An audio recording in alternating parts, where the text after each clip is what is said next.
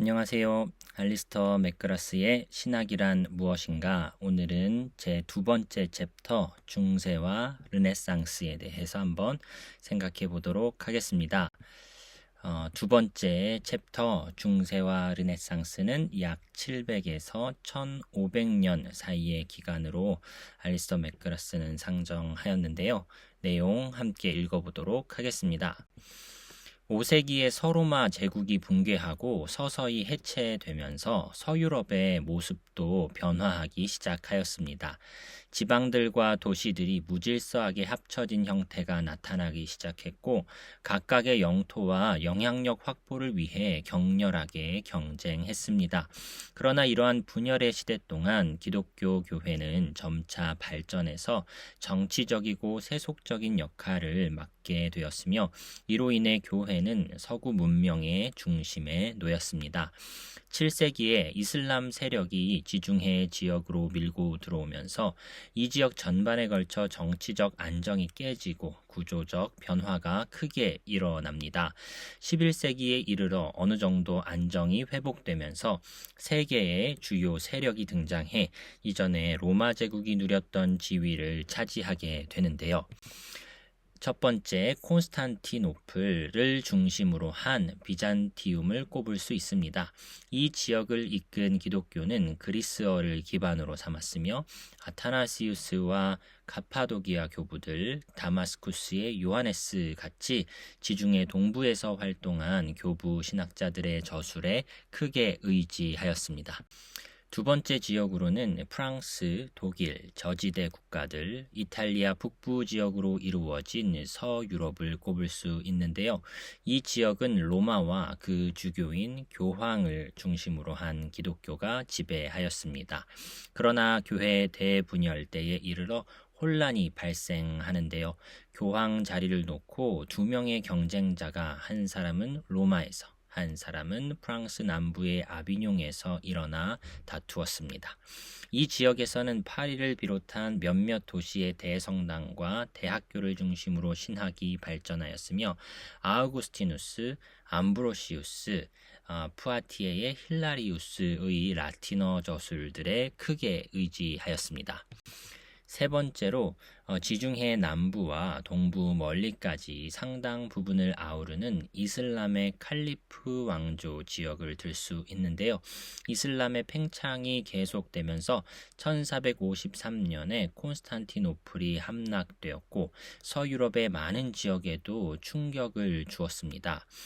15세기 말에 이르러 이슬람은 유럽 대륙의 두 지역, 스페인과 발칸 반도에 확고한 터전을 마련하죠. 이러한 팽창은 1490년대에 스페인에서 무어인들이 패하고 1523년 비엔나 외곽에서 이슬람 군대가 패배를 당함으로써 마침내 멈추게 됩니다. 중세는 기독교 신학에서 매우 창조적이고 혁신적인 시대라 할 수 있는데요. 유럽의 궁정 수도원 그리고 뒤이어 대학교들이 신학적 성찰이 이루어지는 중요한 자리가 되었으며 이곳들을 중심으로 기독교 사상과 삶의 관계를 다루는 새로운 이론들이 발전합니다. 이 시대는 르네상스가 꽃을 피움으로써 한층 더 충만한 활력을 공급받습니다. 중세의 정의입니다. 언제 한 시대가 끝나고 다른 시대가 시작되었는지를 정확하게 밝히는 일은 쉽지 않습니다. 기독교 신학의 역사에 대한 전통적 평가에 따르면 중세는 교부 시대의 종언을 알리는 칼케돈 공의회 때부터 서부 유럽에서 일어난 거대한 신학적 르네상스 때까지 이어지는데요. 이러한 시대 구분은 여러 가지 이유에서 사실 만족스럽지 못합니다. 그중 가장 분명한 이유는 중세가 서유럽에만 국한된 문화 발전 과정이라는 점이죠. 이 기간 동안에 기독교 역사에서 일어난 매우 중요한 사건 가운데 하나는 교회 대분열입니다. 9세기와 10세기 동안에 콘스탄티노플의 근거를 둔 동방교회와 로마의 터를 둔 서방교회의 관계가 여러 가지 이유로 점차 악화되는데요. 니케아 신조의 서방교회판에 들어있는 한 구절을 둘러싼 견해의 차이는 이렇게 점차 악화되어가는 분위기에서 결코 작은 문제가 아니었습니다. 서방교회는 성령을 아버지와 아들로부터 나오는 것이라고 보았으며 동방교회는 성령이 아버지로부터만 나온다고 주장했습니다. 이 논쟁을 흔히 필리오케 논쟁이라고 부르며 라틴어 필리오크베 필리오케는 그리고 아들로부터를 뜻합니다. 서방의 가톨릭 교회와 동방의 정교회가 최종적으로 갈라선 날짜는 정확하지 않지만 대체로 1054년으로 봅니다. 이러한 갈등이 낳은 주요한 결과 가운데 하나가 동방교회와 서방교회 사이에서 신학적인 교류가 거의 이루어지지 않았다는 점인데요. 중세신학이라는 용어는 주로 이 시기의 서방신학을 가리키는 말입니다. 반면에 1453년 콘스탄티노플이 함락되기 전까지 거의 같은 시간에 이루어진 동방교회 신학을 가리켜서는 비잔틴 신학이라고 부릅니다. 이 기간에 서부 유럽에서 기독교 신학의 중심지는 점차 북쪽으로 이동하여 프랑스와 독일 한가운데에 자리 잡게 됩니다. 중세 대학교들이 설립되면서 신학은 신속하게 학문 연구에서 중심을 차지하게 됩니다. 한동안 역사학자들은 중세가 언제 시작되었다고 보아야 하느냐의 문제로 논쟁을 벌였습니다. 어떤 사람들은 410년에 게르만 주장 알라리크가 로마를 정복한 일에서 중세가 시작되었다고 주장하는데 그 결과로 지적 활동의 중심지가 지중해 주변 세계에서 점차 테오도리쿠스 대왕과 샤를마뉴 대제가 지배하는 북부 유럽 세계로 옮겨가고 그 뒤를 이어 프랑스의 대수도원 및 대성당의 학교들과 파리와 옥스퍼드 대학교들로 이동했다고 보는 것이죠. 따라서 우리는 최초의 서로마 제국 황제인 샤를마뉴 때에 신학이 다시 번성했던 일을 고찰하는 것으로 중세 서방 신학의 발전에 대해 간략하게 살펴보는 일을 시작하려 합니다. 서부 유럽의 중세 신학적 자료라는 제목하에 중세기 신학 교육기관의 등장이라는 소제목이 달려 있는데요. 샤를마뉴가 다스리던 때에 교회 내에서 정신적 삶을 갱신하고자 하는 일치된 노력이 이루어졌습니다. 1년의 황제의 포고령을 통해 북유럽 전역에 걸쳐 두 종류의 신학교육기관이 설립되는데요. 수도원 학교, 주로 수도사의 소명을 지닌 사람들을 교육하는 것이 목적이었고요. 그리고 대성당 학교, 폭넓은 교육을 목적으로 주교가 세운 학교를 말합니다. 이처럼 수도원과 대성당이 배움의 산실이 되었고 13세기에 대학이 설립될 때까지 신학 연구와 교육의 중심지로서 중요한 역할을 담당합니다. 특정 수도회와 연계되어 독특한 형태의 신학들이 발전하는데요. 중세에 들어와 새로 주요한 수도회들이 여럿 설립됩니다. 1098년에는 손강 근처의 황무지 한가운데 있는 시토에 시토 수도회가 들어섭니다. 시토 수도회를 이끈 유명한 지도자 중 한 사람이 위대한 영적 저술가이자 설교자인 클레르보의 베르나르두스였습니다. 그로부터 1세기가 지나서 다른 두 개의 중요한 수도회가 설립되는데요. 프란체스코 수도회와 도미니크 수도회입니다. 프란체스코회는 아시시의 프란체스코가 설립을 하였는데요. 그는 부유한 삶을 포기하고 가난과 기도의 삶을 살기로 선택했습니다. 프란체스코 회원들은 짙은 회색 수도복을 입었던 까닭에 흔히 회색 탁발 수도사라고 불렸습니다. 도미니크 회, 흰색 수도복 위로 검은색 외투를 입었던 까닭에 검은 탁발 수도사로 불렸습니다. 도미니크 회는 스페인 사제인 도미닉 대구즈만이 설립하였으며 교육을 특히 강조하였죠. 대학교들이 설립됩니다. 11세기 후반에 프랑스에서 정치적인 안정이 어느 정도 회복되자 파리 대학교가 다시 전면으로 등장하고 빠르게 유럽의 지적 중심지로 인정받게 되는데요. 파리의 노트르담 대성당이 새롭게 건립되면서 그 영향 하에 센강의 왼쪽 기슭과 시태섬 위에 신학을 교육하는 학교들이 여럿 세워집니다. 그러한 학교들 가운데 하나가 소르본 대학으로 이 대학은 점차 큰 명성을 얻게 되어 소르본이라는 말이 전체 파리 대학교를 가리키는 약칭으로 사용되기에 이릅니다. 16세기에 와서까지 파리는 철학 신학과 신학 연구의 중심지로 널리 인정받았으며 여기서 공부한 학생들 가운데 로테르담의 에라스무스와 장 칼뱅 같은 탁월한 인물들이 있었습니다. 파리 대학교는 곧 페르투스 아벨라르두스, 데 알베르투스, 토마스 아퀴나스, 보나벤투라와 같은 학자들에 힘입어 신학 성찰의 중심 자리로 우뚝 섭니다. 처음에 파리 대학교와 경쟁한 가장 중요한 맞수는 영국의 옥스포드 대학교였습니다.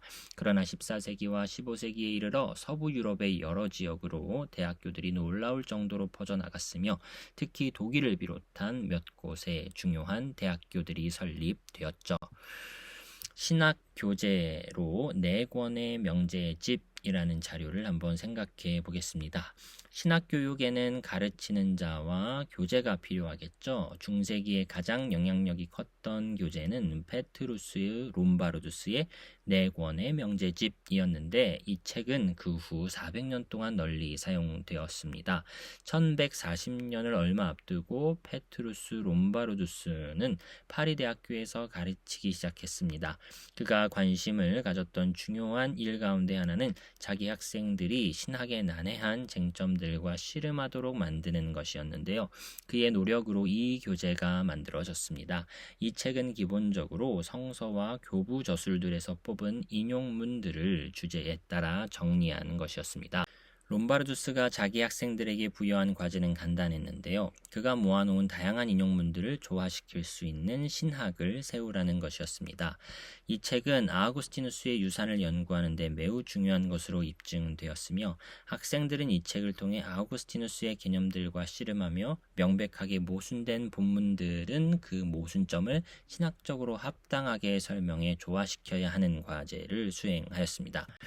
1215년에 이르러 이 책은 그 시대의 가장 중요한 교재로 확고히 인정받게 됩니다. 롬바르두스의 저술을 연구하고 주석하는 일이 신학자들의 의무가 된 것인데요.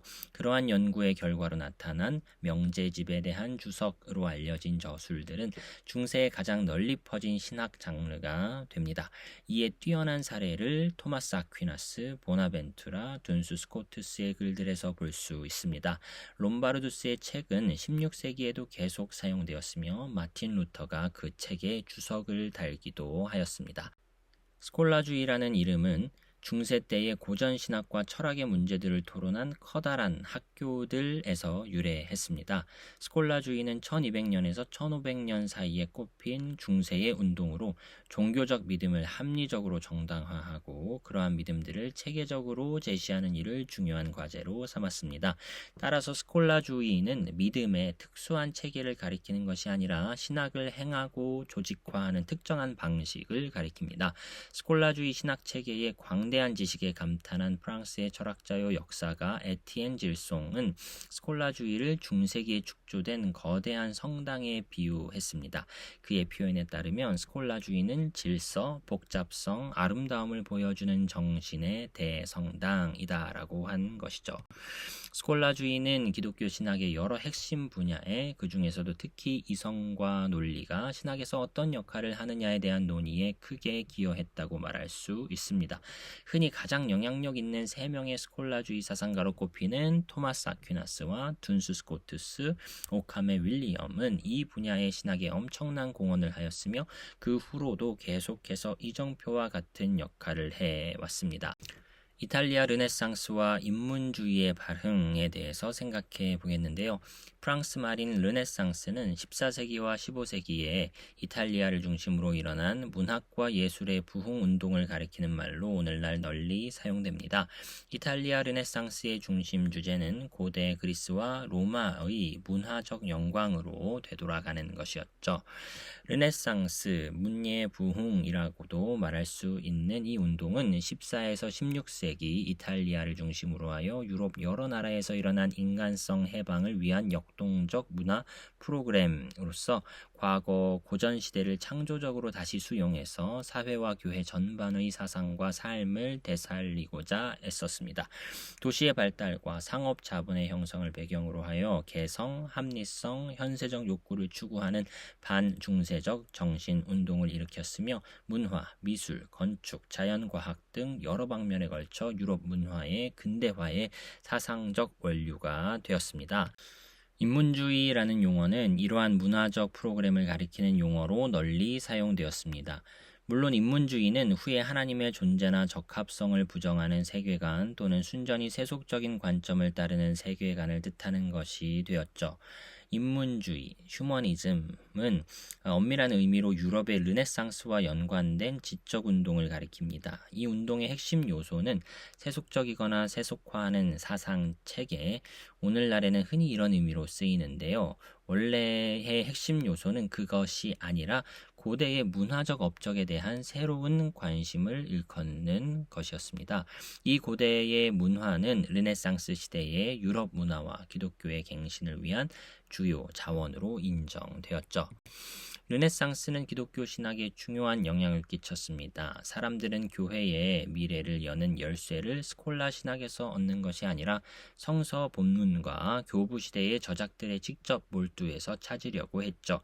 인문주의 프로그램은 고대 세계 안에 있는 근대 서구 문화의 원천과 자료로 돌아가서 그 고전적 사상과 가치가 서구 문화를 재생하고 갱신하도록 도우려는 것이었습니다.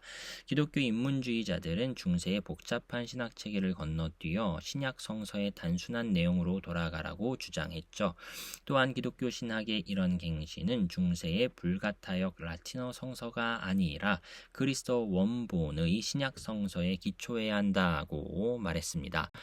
불가타역은 중세기에 널리 사용되던 라틴어 성경이었는데요. 르네상스는 신학자들에게 라틴어뿐만 아니라 히브리어와 그리스어에도 능통할 것을 요구하였죠.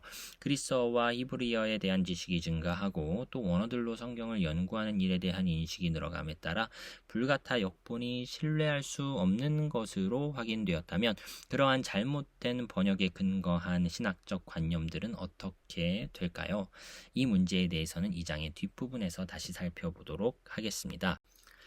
비잔틴 신학 중심 주제들을 생각해 보겠습니다. 그리스어를 말하는 중세기 동방교회의 독특한 신학은 비잔틴 신학으로 알려졌습니다. 이 이름은 그리스 도시인 비잔티움에서 유래했는데 콘스탄티누스가 330년에 이 도시를 자신이 다스리는 동로마 제국의 새로운 수도로 삼았습니다. 이때 도시 이름이 콘스탄티노플, 콘스탄티누스의 도시로 바뀌었죠. 그런데도 옛 도시의 이름이 그대로 남아서 1453년에 이슬람 군대의 침략으로 콘스탄티노플이 함락될 때까지 이 지역에서 번창한 독특한 신학 양식에다 그 이름을 붙여 사용하게 된 것입니다. 유스티니아누스 황제 때에 비잔틴 신학은 지성적인 면에서 상당히 중요한 세력으로 부상하기 시작했습니다. 동방과 서방 교회의 관계가 점차 소원해지면서 비잔틴 신학자들도 자신들이 서방 신학과 다르다는 사실을 강조하게 되었으며 논쟁적인 저술들을 통해서 자기들의 이론을 강화했죠.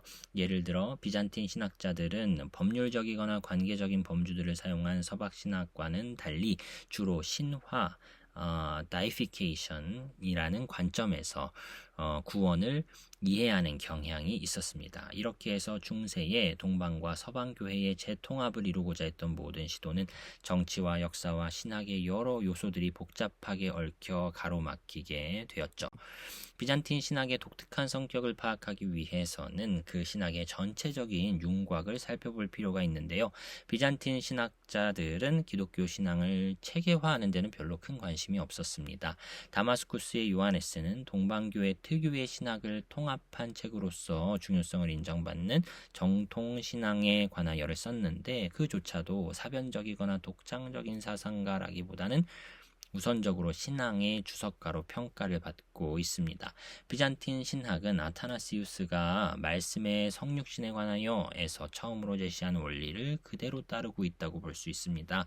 그 책에서 아타나시우스는 신학을 성인들의 정신을 표현하는 것이라고 주장했죠. 비잔틴 신학의 역사에서는 두 가지 논쟁이 특히 중요한데요. 첫 번째는 725년에서 842년 사이에 발생한 논쟁인데 보통 성상 파괴 논쟁이라고 불립니다.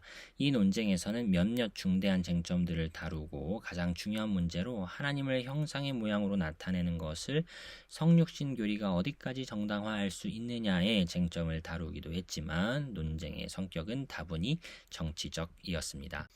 두 번째는 14세기에 일어난 논쟁인데 헤시카즘의 문제를 중심으로 다투었습니다.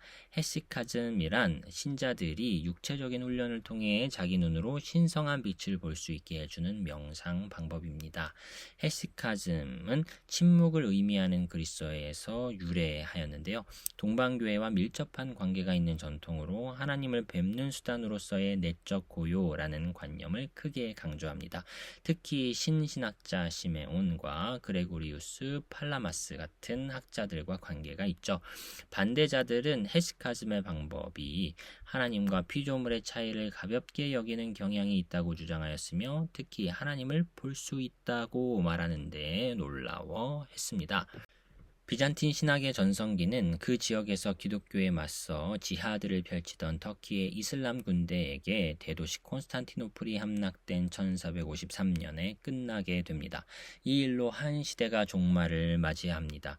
비잔티움의 멸망과 함께 정교회의 지적, 정치적 지도자들이 대부분 러시아 쪽으로 넘어갔습니다. 러시아인들은 10세기에 비잔틴 사람들의 선교로 개종을 했으며 1054년의 대분열 때에는 동방의 편을 들었죠. 15세기 말에 이르러 모스크바와 키예프는 총대교구로 확정되었으며 각각 그 나름의 정교회 신학을 형성하게 되었습니다.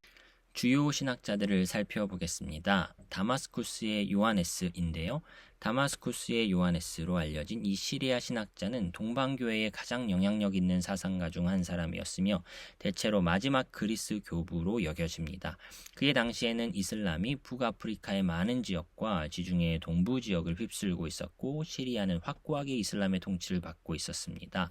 요하네스는 다마스쿠스의 칼리프인 압둘 말렉의 집안에서 양육받았으며 자기 아버지의 뒤를 이어 칼리프를 섬기는 최고 재무 책임자가 되었습니다. 726년에서 730년 사이의 어느 날 그는 칼리프의 궁정에서 맡았던 직책을 포기하고 예루살렘 동남쪽에 있는 성 사바스 수도원에 들어갑니다. 그는 활동 초기에 성상 파괴 논쟁에 휘말렸으며 성상을 파괴하려는 사람들을 열렬히 반대했습니다. 성상 사용에 대한 그의 옹호는 성육신 교리를 바탕으로 이루어졌는데 성육신 교리를 근거로 하나님은 자신을 드러내 보이기를 좋아하신다는 점을 입증하고 하나님의 모습과 신적 진리들을 제시하기 위해서 물질적 형태들이 사용될 수 있다는 점을 주장했습니다. 요하네스의 대표적인 저술은 3부로 이루어진 지식의 원천인데요. 3부가 가장 중요하고 흥미롭습니다. 정통 신앙에 대한 세밀한 분석이라는 제목이 달린 3부에서는 그가 초기 사상가들에게서 받아들인 기독교 신앙의 기본 내용들을 자세하게 논하고 있습니다. 라틴어권과 헬라어권 기독교인들이 모두 이 책을 높이 평가했으며 페트루스 롬바르두스의 4권의 명제집과 토마스 아퀴나스의 신학대전에도 인용이 된 바 있죠. 신신학자 시메온이라는 인물인데요. 시메온은 949년에 소아시아 파플라고니아에서 부유한 가정에서 태어납니다.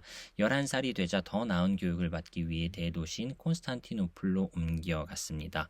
그의 부모는 아들이 정치 쪽에서 일할 것을 바랐으나 20세 때 그는 영적인 체험을 하고 하나님과의 직접적인 만남의 중요성을 확신하게 되죠. 27세가 되어 그는 스투디오스 수도원에 들어가 경건한 시메온의 영적 가르침을 받게 되고 스승에 대한 존경의 표시로 자기 이름인 그레고리우스를 시메온으로 바꿉니다. 그 후 그는 콘스탄티노플에 있는 성 마마스 수도원으로 들어갔으며 거기서 사제로 안수받고 마지막에는 수도원장이 됩니다. 이 기간 그는 수도원의 기도와 묵상 생활을 갱신해 나갔으며 관상기도와 묵상의 힘을 강조하면서 다수의 영적 서적을 집필하죠. 시메온은 근대 정교회에 신학적으로 가장 중요한 영향을 끼친 한 사람으로 인정받으며 그에 따른 존경을 받고 있습니다. 그의 신학에서는 지금은 전통이 된 비잔틴 교리의 많은 주제들을 다루었으며 특히 성육신 교리를 강조하고 신화로서의 구속을 역설하였습니다. 캔터베리의 안셀무스라는 인물이 있는데요. 안셀무스는 이탈리아 북부에서 태어났지만 얼마 안 있어 그 당시 학문의 중심지로 명성을 키우고 있던 프랑스로 이사하였습니다. 그는 짧은 시간에 논리학과 문법 과목을 통달하고 노르망디의 베크 수도원에서 교사로서 큰 명성을 얻죠. 12세기에 신학적 르네상스가 시작되던 때 안셀무스는 두 가지 논의 영역에서 결정적 기여를 하는데요. 하나님의 존재 증명 그리고 그리스도의 십자가 죽음에 대한 합리적 해석이 그것입니다. 프로슬로기온, 이 단어를 번역하는 것은 사실상 불가능하다라고 맥그라스는 다르게 말을 해주고 있는데요. 프로슬로기온은 1079년에 나왔습니다. 이 탁월한 책에서 안셀무스는 지구의 선이신 하나님의 존재와 속성을 믿게 해주는 논증을 제시하고자 씨름합니다. 이 책에서 제시한 분석은 흔히 존재론적 논증이라고 불리지만 안셀무스 자신은 그것을 논증으로 여기지도 않았고 존재론적 방식으로 진술하지도 않았습니다. 안셀무스의 주장은 만일 하나님이 그보다 더 큰 것을 생각할 수 없는 존재로 생각된다면 하나님의 존재가 그 정의 안에 이미 함축되어 있는 것으로 드러난다는 의미였는데요. 이 증명은 처음 나왔을 때부터 논쟁거리가 되었지만 오늘날에도 여전히 철학적 신학에서 흥미로운 요소로 다루어지고 있습니다. 또 프로슬로기온은 신학과 관련해 분명하게 이성을 강조하고 논리의 역할을 인정한다는 점에서도 중요한 가치를 지닙니다. 이 책은 여러 가지 점에서 스콜라주의 신학의 진면목을 선구적으로 보여준다라고 말할 수 있겠는데요. 안셀무스의 이해를 추구하는 신앙이라는 구절은 널리 퍼져나가 많은 사람들이 사용하게 되었습니다. 노르만족의 영국 침략이 있은 후 1093년 안셀무스는 캔터베리의 대주교로 초빙됩니다. 한동안 영국을 떠나 이탈리아에서 지내는 동안 안셀무스는 그의 저작 가운데 가장 중요한 왜 하나님은 인간이 되셨는가를 썼습니다. 이 책에서 안셀무스는 하나님이 인간이 될 수밖에 없는 필연적인 이유를 합리적으로 증명하고 하나님의 아들이 인간의 몸을 입고 순종한 결과로 인간이 누리게 된 은혜에 대해 분석했습니다. 이 논증은 그리스도의 죽음과 부활의 의미, 그리고 그것이 인간에게 지니는 중요성을 분석하는 이론인 속죄론이 논의되는 곳에서는 어디서나 근본적으로 중요하게 다루어집니다. 또 이 책은 스콜라주의의 전형적인 특성들을 가장 잘 보여주는데요. 이성애의 호소, 논증의 논리적 전개, 개념들의 함의에 대한 집요한 탐구, 그리고 기독교 신학은 원래 합리적이며 또한 합리적인 것으로 입증될 수 있다는 기본 신념 등이 그것입니다. 토마스 아퀴나스라는 인물이 있습니다. 토마스 아퀴나스는 이탈리아의 로카세카 성에서 아퀴노 랜덜프 백작의 아들로 태어났는데요. 막내 아들로. 아퀴나스는 파리에서 학업을 시작했으며 1248년 쾰른으로 떠났다가 1252년 신학을 공부하기 위해 파리로 돌아왔습니다.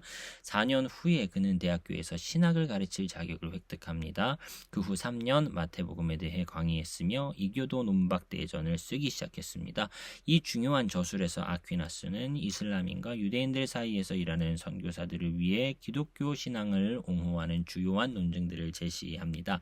1266년에 그는 그의 많은 책 가운데서도 가장 유명한 저작, 흔히 라틴어 제목을 따라 숨마 테올로기아 신학대전으로 알려진 책을 쓰기 시작하였습니다. 이 저술에서 아퀴나스는 핵심적인 교리 문제들, 그리스도의 신성 등과 같은 문제들을 자세히 분석할 뿐만 아니라 기독교 신학의 핵심 요소들, 신앙에서 이성이 맞는 역할 등을 깊이 연구하였습니다. 아퀴나스가 신학에서 이룬 주요 공헌 가운데 다음의 것들이 특히 중요하며 이것들에 대해서는 이 책의 여러 곳에서 다루게 될 것입니다. 5가지 길, 신의 존재를 증명하는 5가지 방법에 대해 아퀴나스가 말했고요. 유비의 원리, 이것은 피조물을 통해 하나님을 인식하는 데 신학적인 기초를 제공한다고 말할 수 있습니다.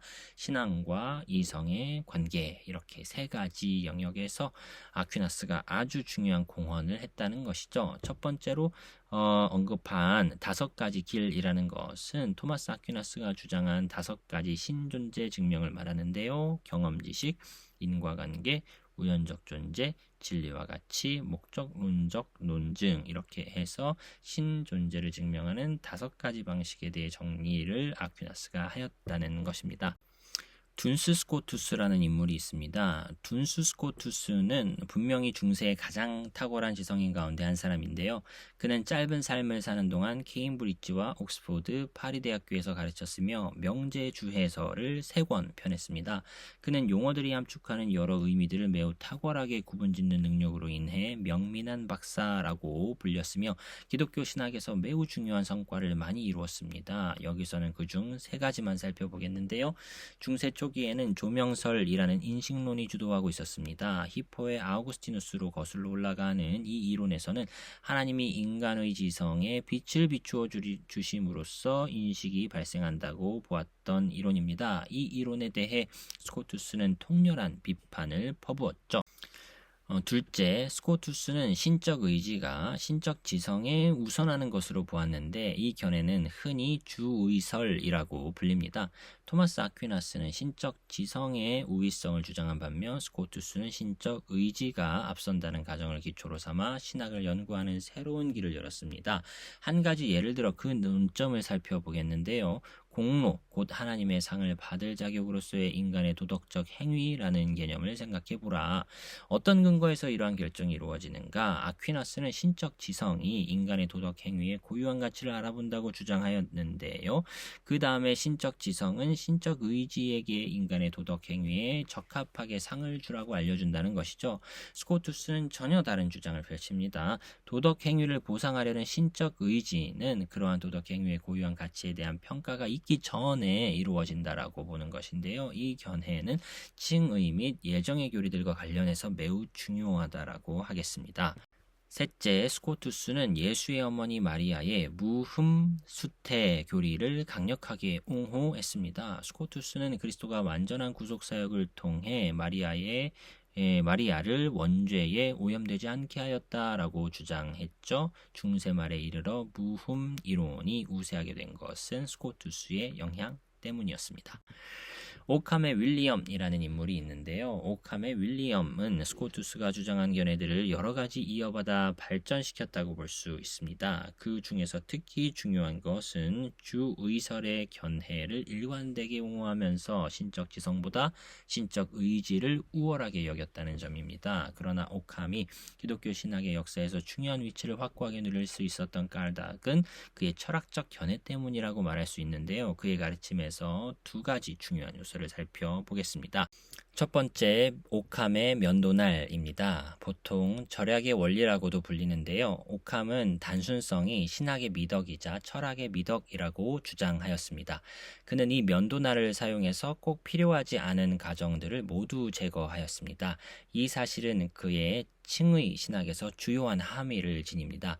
중세 초기의 신학자들은 하나님이 죄인인 인간을 의롭게 하기 위해서는 창조된 은총의 습성이라는 것을 도구로 삼을 수밖에 없다고 주장하였는데요.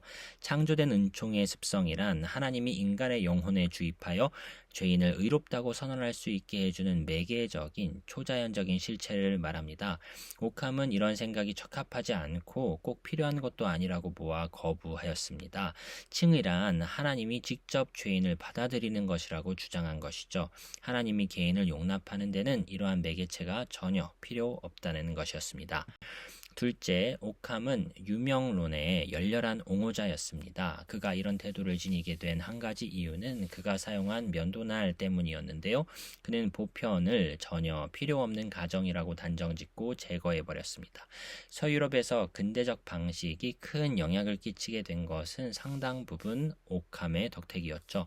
그의 사상 가운데서 특별히 중요성을 인정받은 요소가 하나님의 두 능력의 변증법인데요.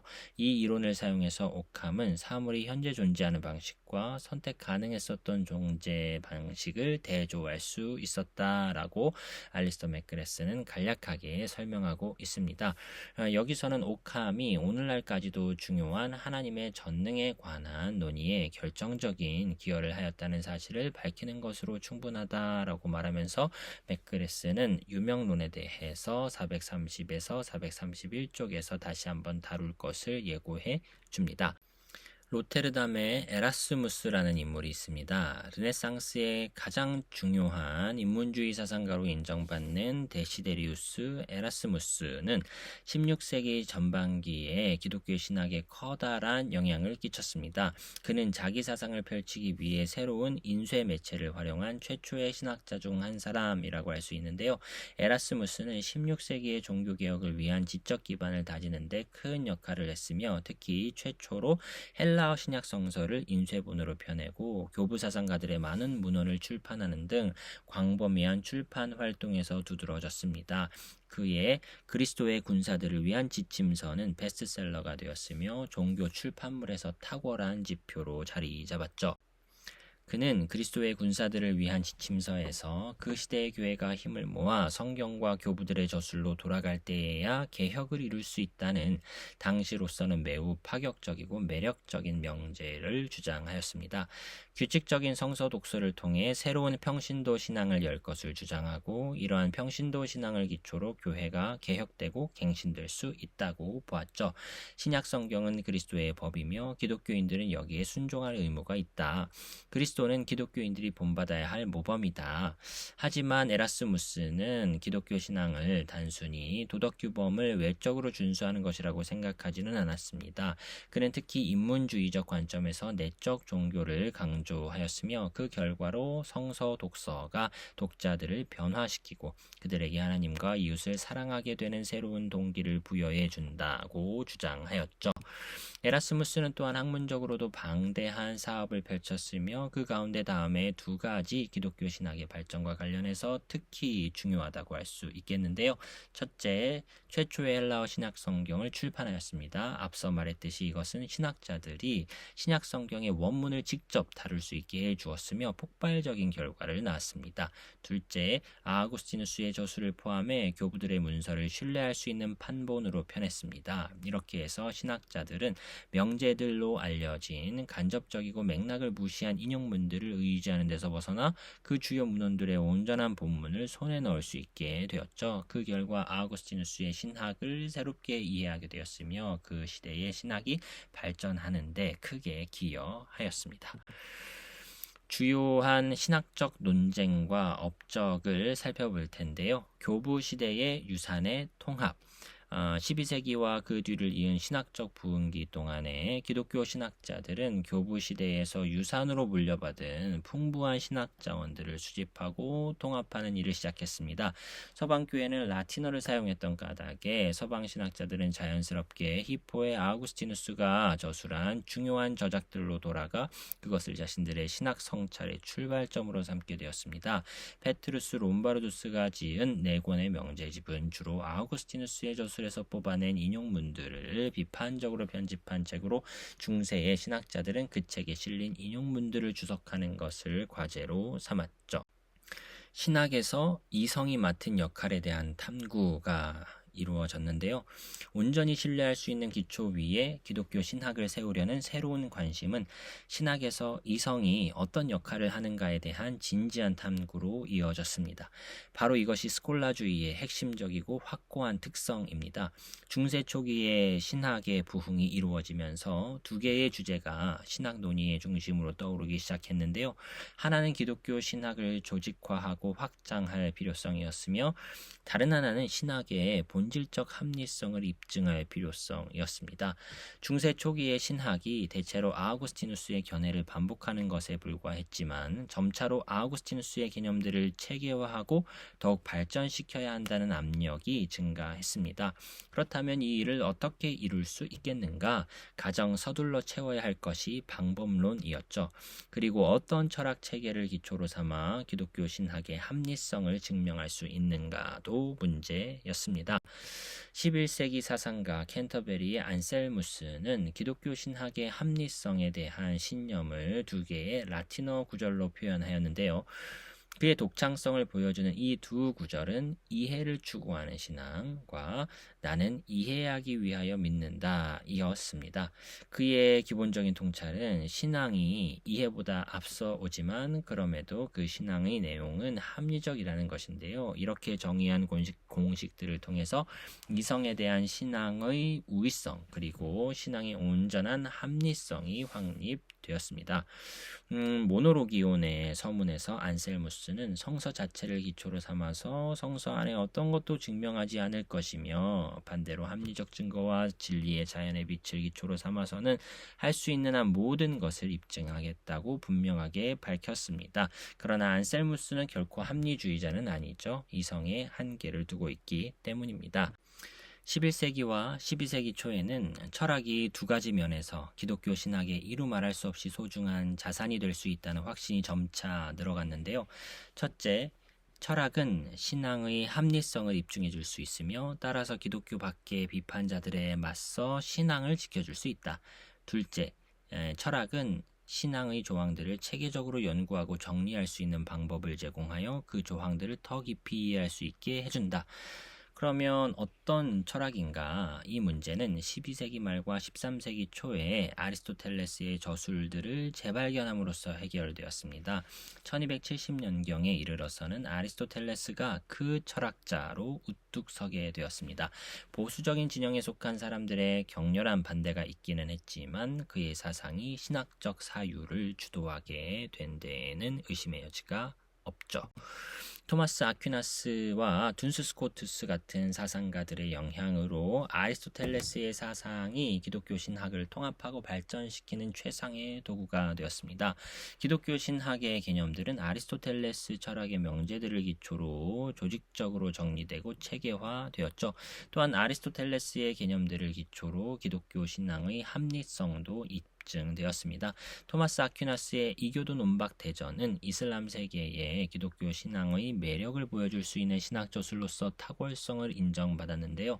기독교와 이슬람교가 공유하는 아리스토텔레스의 철학 사상을 근간으로 저술되었기 때문이다 라고 맥그라스는 말해주고 있습니다.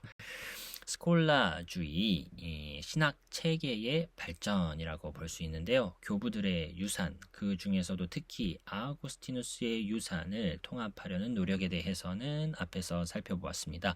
스콜라주의의 본질이라고 할 수 있는 이 체계화에 대한 욕구는 앞에서 언급한 복잡한 신학 체계를 형성하는 결과를 낳았죠.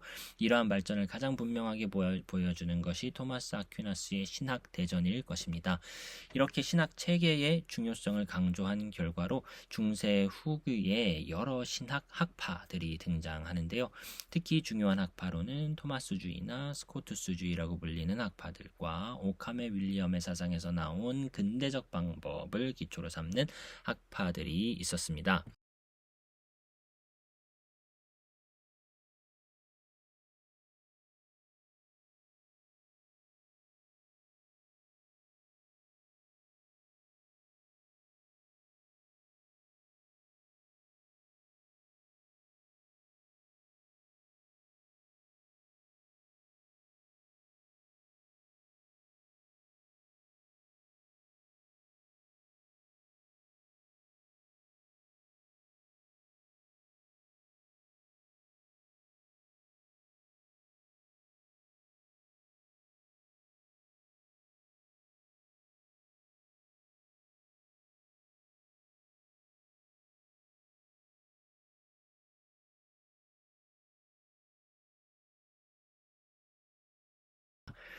성내전 신학이 발전하는데요. 초대교회는 성내전에 관한 논의에서 비교적 엄밀하지 못했습니다. 대체로 세례와 성만찬이 성내에 속한다는 데는 의견이 일치했지만 안타깝게도 그 외의 것들과 관련해서는 그러지 못했습니다. 그러나 중세에 들어와 신학이 부흥하게 되면서 점차 교회는 사회 속에서 중요한 역할을 담당하게 되었는데요. 교회의 공적인 예배 활동을 지탱하는 지적인 기반을 다지고 또 예배의 이론적 측면들을 통합하라는 새로운 압력이 교회에 가해지게 된 것입니다.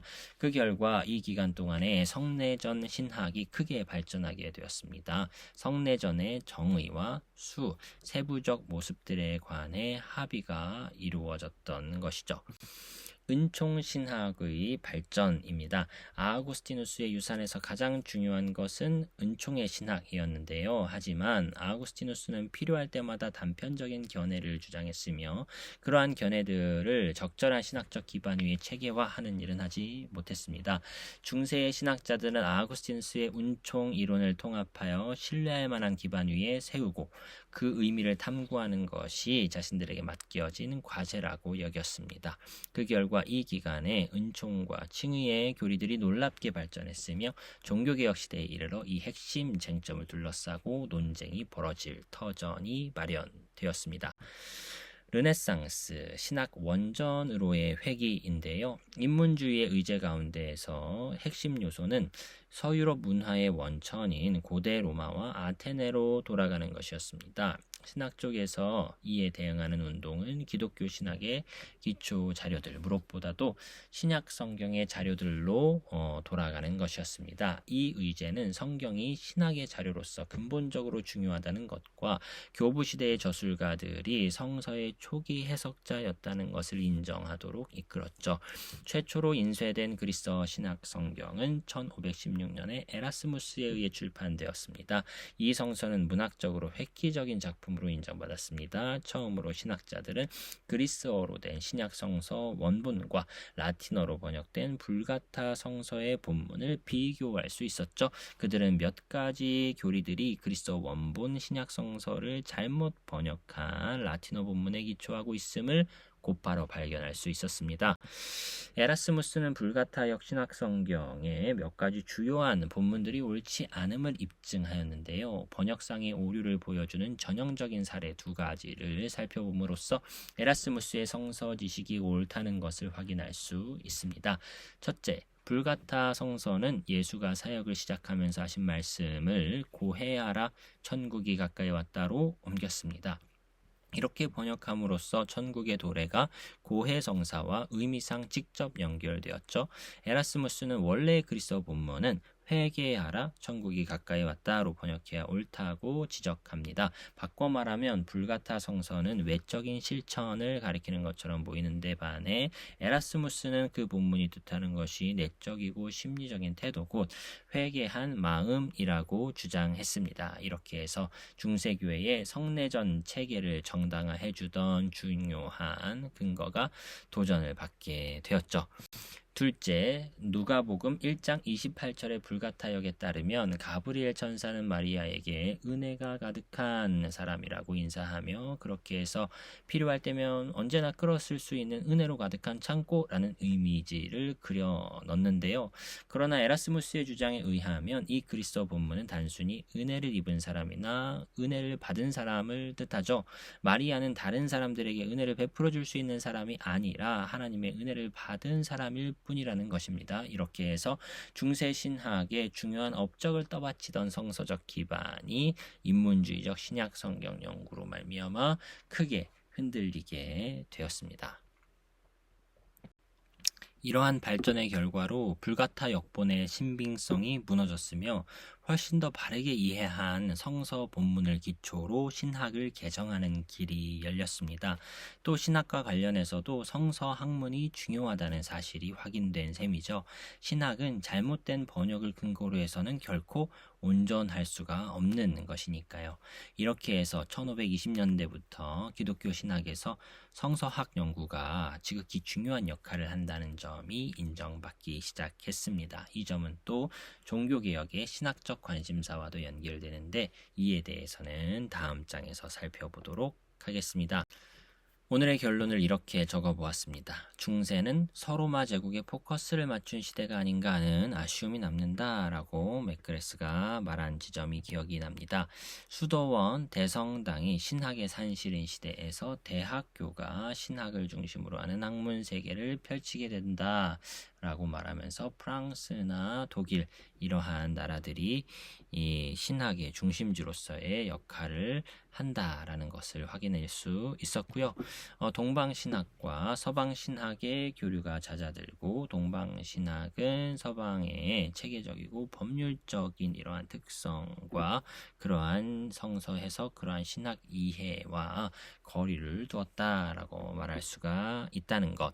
그리고 중세의 주의설과 에라스무스의 신약성경 출판이 종교개혁을 준비하는 데 큰 역할을 한 사건이었다라는 것을 보다 자세히 배울 수 있었던 챕터가 아니었나 개인적으로 이렇게 정리해 보았습니다. 오늘도 수고 많으셨습니다. 다음 시간에 세 번째 챕터로 인사드리도록 하겠습니다. 수고 많으셨습니다.